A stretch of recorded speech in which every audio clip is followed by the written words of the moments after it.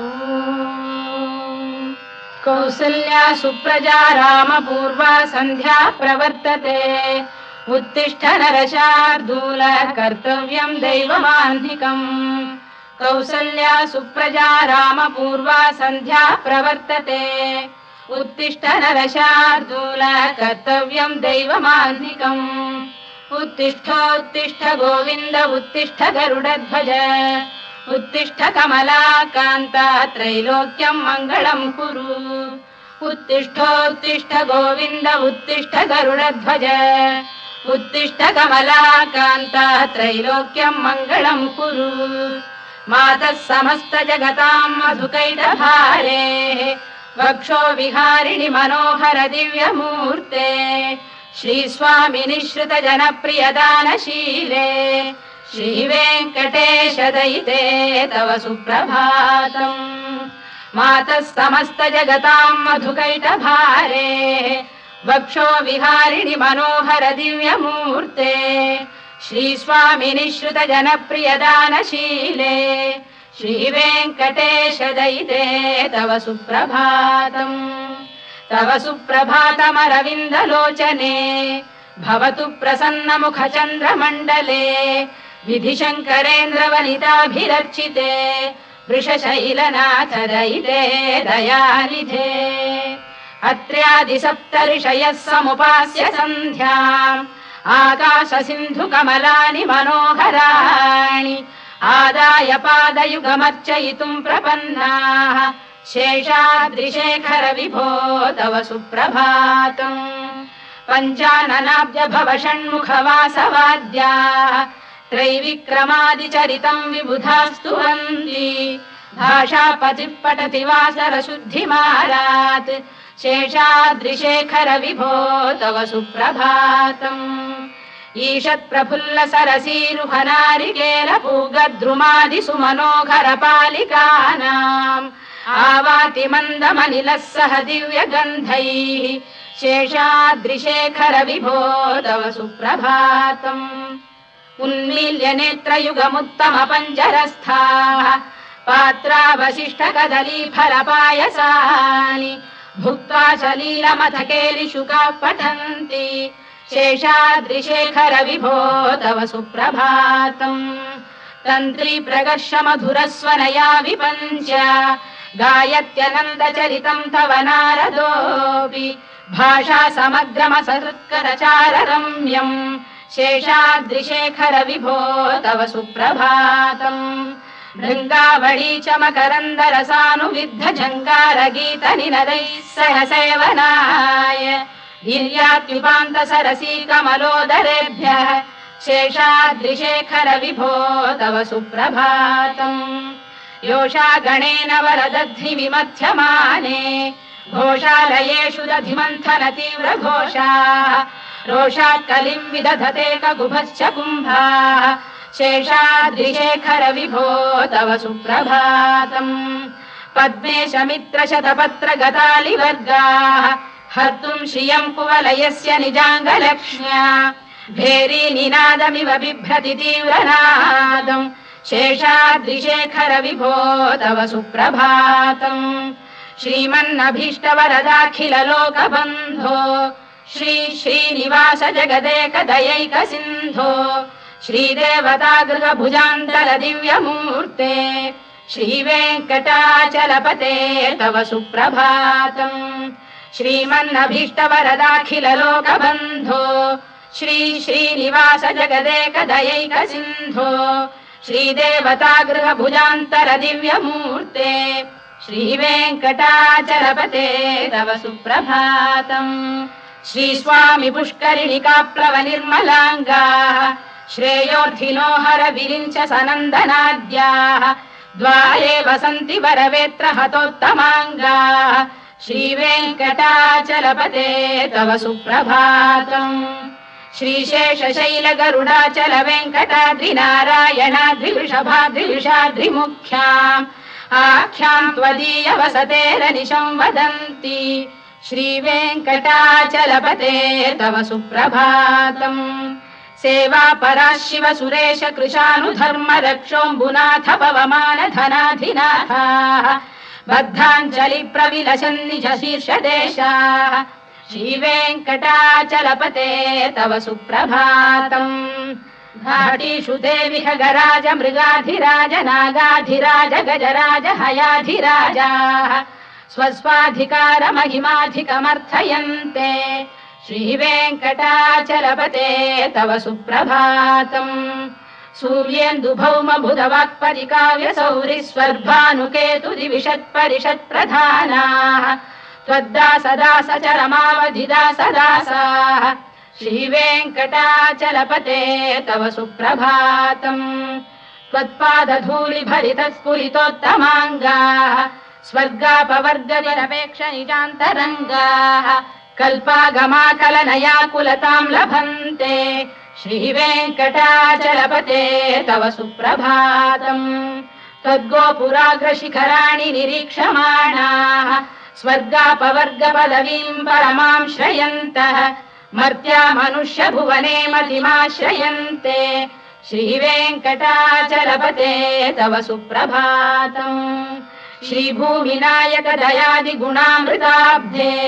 देवादिदेव जगदेक शरण्यमूर्ते श्रीमन्ननन्त गरुडादिभिरर्चिताङ्घ्रे श्रीवेङ्कटाचलपते तव सुप्रभातम् श्रीपद्मनाभ पुरुषोत्तम वासुदेव वैकुण्ठ माधव जनार्दन चक्रपाणे श्रीवत्स चिह्न शरणागत पारिजात श्रीवेङ्कटाचलपते तव सुप्रभातम् कन्दर्पदर्पहर सुन्दर दिव्यमूर्ते कान्ताकुजाम्बुरुह कुड्मललोल दृष्टे कल्याण निर्मल गुणाकर दिव्य कीर्ते श्रीवेङ्कटाचलपते तव सुप्रभातम् मीनाकृते कमठकोल नृसिंहवर्णिन् स्वामिन् परश्वत तपोधन रामचन्द्र शेषांश रामयदुनन्दन कल्किरूप श्रीवेङ्कटाचलपते तव सुप्रभातम् लेलालवङ्ग घनसार सुगन्धितीर्थम् दिव्यम् वियस्सरिति हेम घटेषु पूर्णम् धृत्वाद्य वैदिक शिखामणयः प्रहृष्टाः तिष्ठन्ति वेङ्कटपते तव सुप्रभातम् भास्वानुदेति विगचानि सरोरुहाणि सम्पूरयन्ति निनदैः कगुभो विहङ्गाः श्रीवैष्णवाः सततमर्थितमङ्गलास्ते धामाश्रयन्ति तव वेङ्कट सुप्रभातम् ब्रह्मादयः सुरवराः समहर्षयस्ते सन्तः सनन्दन मुखास्तव योगिवर्याः धामान्तिके तव हि मङ्गलवस्तु हस्ताः श्रीवेङ्कटाचलपते तव सुप्रभातम् लक्ष्मीनिवास निरवद्य गुणैक सिन्धो संसार सागर समुत्तरणैक सेतो वेदान्त वेद्य निज वैभव भक्त भोग्य श्रीवेङ्कटाचलपते तव सुप्रभातम् लक्ष्मीनिवास निरवद्य गुणैक सिन्धो संसार सागर समुत्तरणैक सेतो वेदान्त वेद्य निज वैभव भक्त भोग्य श्रीवेङ्कटाचलपते तव सुप्रभातम् इत्थम् वृषाचलपतेरिह सुप्रभातम् ये मानवाः प्रतिदिनम् पठितुम् प्रवृत्ताः तेषाम् प्रभात समये स्मृतिरङ्गभाजाम् प्रज्ञाम् परार्थ सुलभाम् परमाम् प्रसूते इत्थम् वृषाचलपतेरिह सुप्रभातम् ये मानवाः प्रतिदिनम् पठितुम् प्रवृत्ताः तेषाम् प्रभात समये स्मृतिरङ्गभाजाम् प्रज्ञाम् परार्थ सुलभाम् परमाम् प्रसूते कमलाकुच चूचुक कुङ्कुमतो नियतारुणितातुल नीलतनो कमलायतलोचन लोकपते विजयी भव वेङ्कटशैलपते कमलाकुच चूचुक कुङ्कुमतो नियतारुणितातुल नीलतनो कमलायतलोचन लोकपते विजयी भव वेङ्कटशैलपते सचतुर्मुख षण्मुख पञ्चमुख प्रमुखाखिल दैवत मौलिमणे शरणागतवत्सलसारनिधे परिपालय मां वृषशैलपते अतिवेलतया तव दुर्विषहैरनुवेलकृतैरपराधशतैः हरितं त्वरितं वृषशैलपते परया कृपया परिपाहि हरे अधिवेङ्कटशैलमुदारमतेर्जनताभिमताधिकदानरतात् परदेवतया गदितान्निगमै कमलादयितान्न परं कलये कलवेणुरवावशगोपवधूशरकोटिवृता स्मरकोटिसमात् रतिवल्लविकाभिमतात् सुखदात् वसुदेवसुतान्न परं कलये अभिराम गुणाकरदाशरथे जगदेकधनुर्धर धीरमते रघुनायक राम रमेश विभो वरदो भवदेव दया जलधे अवनीतनया कमनीयकरं रजनीकर चारुमुखाम्बुरुहम् रजनीचर राजतमो मिहिरं महनीयमहं रघुराममये सुमुखं सुहृदं सुलभं सुखदं स्वनुजं च सुखायममोघशरम् अपहाय रघुद्वहमन्यमहं न कथञ्चन कञ्चन जातु भजे विना वेङ्कटेशं ननाथो ननाथः सदा वेङ्कटेशं स्मरामि स्मरामि हरे वेङ्कटेश प्रसीद प्रसीद प्रियं वेङ्कटेश प्रयच्छ प्रयच्छ विना वेङ्कटेशं ननाथो ननाथः सदा वेङ्कटेशं स्मरामि स्मरामि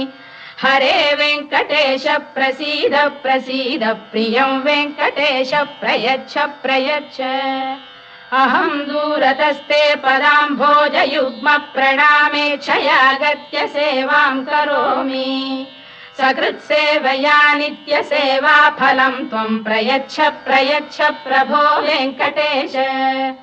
अज्ञानिना मया दोषानशेषान् विहितान् हरे क्षमस्वत्वं शेषशैलशिखामणे अज्ञानिना मया दोषानशेषान् विहितान् हरे क्षमस्वत्वं शेषशैलशिखामणे ईशानां जगतोऽस्य वेङ्कटपतेर्विष्णोः परां प्रेयसीं तद्वक्षस्थलनित्यवासरसिकां तत्क्षान्तिसंवर्धिनीं पद्मालङ्कृतपाणिपल्लवयुगां पद्मासनस्थां श्रियम् वात्सल्यादिगुणोज्ज्वलां भगवतीं वन्दे जगन्मातरम् ईशानां जगतोऽस्य वेङ्कटपतेर्विष्णोः परां प्रेयसीं तद्वक्षस्थलनित्यवासरसिकां तत्क्षान्तिसंवर्धिनीं पद्मालङ्कृतपाणिपल्लवयुगां पद्मासनस्थां श्रियम् वात्सल्यादिगुणोज्ज्वलां भगवतीं वन्दे जगन्मातरम्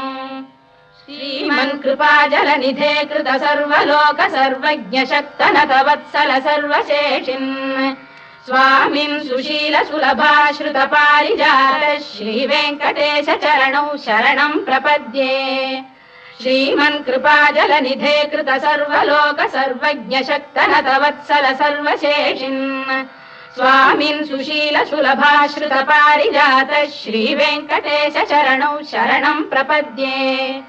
आनूपुरार्पित सुजात सुगन्धि पुष्प सौरभ्य सौरभकरौ समसन्निवेशौ सौम्यौ सदानुभवनेऽपि नवानुभाव्यौ श्रीवेङ्कटेश चरणौ शरणं प्रपद्ये सद्यो विकासि समुदित्वर सान्द्र राग सौरभ्य निर्भर सरोरुह साम्यवार्ताम् सम्यक् शुसाहसपदेषु विलेखयन्तौ श्रीवेङ्कटेश चरणौ शरणं प्रपद्ये रेखामयध्वज सुधाकलशातपद्रवज्राङ्कुशाम्बुरुहकल्पकशङ्खचक्रैः भव्यैरलङ्कृततलौ परतत्त्वचिह्नैः श्रीवेङ्कटेश चरणौ शरणं प्रपद्ये ताम्रोदरद्युतिपराजित पद्मरागौ बाह्यैर्महोभिरभिभूत महेन्द्रनीलौ